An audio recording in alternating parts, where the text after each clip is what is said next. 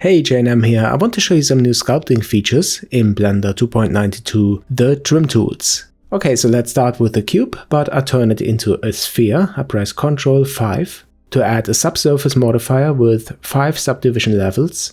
And then I apply this just to have a mesh with enough geometry to demonstrate this feature in sculpt mode. It's not too dense, but a good starting point. So I switch now to the sculpt mode. And then let's select the first trim tool, the box trim.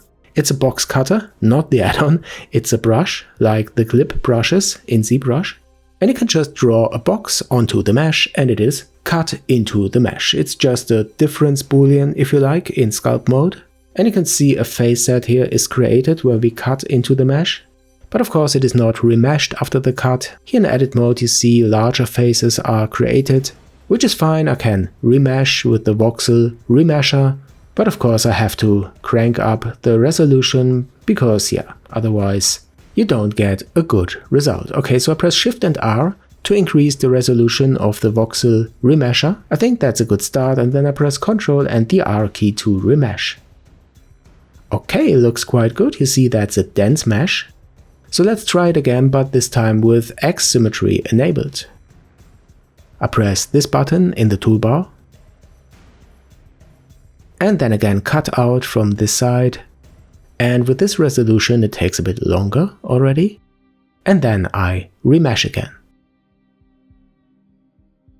What you can also do is to draw the box and then you press the space bar, then you can move around the box, and to cut you just release the left mouse button. Okay, looks pretty good. Now let's try another one, and this is the lasso trim. It is like the select lasso, but you cut the shape that you draw into the mesh.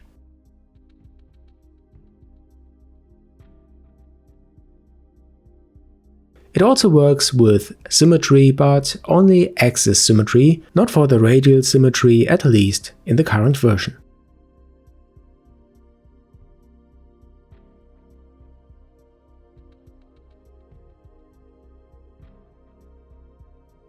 Okay, the last one that I want to show you is the line project. It is also for cutting. You can compare it with the ZBrush clip curve, but it doesn't support curves at the moment. Just lines, so everything that is inside of this kind of shadow is cut off. You have to get used to it. The direction of this cut area depends on your draw direction, if you draw from the bottom, the top, right or left. Play around with it. You can also move it when you hold the space bar. And you can change the direction when you press the F key. So when you have accidentally the cut area on the wrong side, you can press the F key to change it.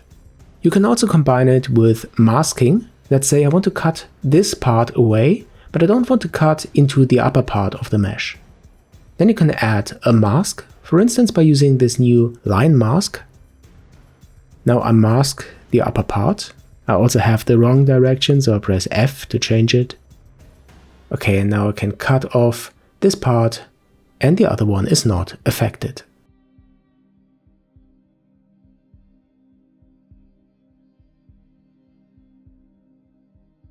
Okay, this all looks pretty nice and promising, but now let's change the voxel resolution to a higher number. Which is not too dense to be honest, but now let's try the box trim. As before, I have X symmetry enabled, and I will cut out a part of the mesh. And it takes some time and takes some time. And this is too long for this polygon count. The result is very good, but the performance has to be improved, which is no surprise. It's the first implementation, and I think we can't expect that this experimental feature can already compete with tools like 3D Code or ZBrush. They have these features for many years. So let's have a look at 3D Code to see what we need in the end. I just import the same mesh. Then I switch to the cutout tool, which is very similar to the trim tools. You see the wireframe, it's the same mesh, quite dense, and then I switch to the rectangle and cut out a part on the right side. Milliseconds. Or here at the top, extremely fast. Now let's activate symmetry for the x-axis. same performance. And now let's double the resolution. I don't see any difference. Let's double it again.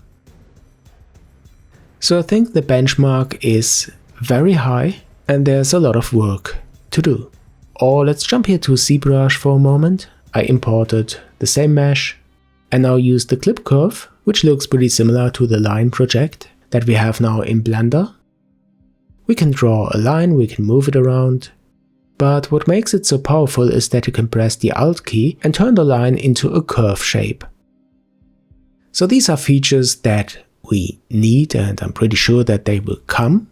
We don't have it in the first version, but I highly appreciate that the feature is started and available as an experimental state. So guys, I hope you like it when I show some experimental features. If you do, then let me know in the comments. Don't forget to subscribe if you haven't already, and also follow me on my Instagram, Twitter or Facebook. If you have any questions, then add these to the comments, and I'll see you in the next one here on Jayanam.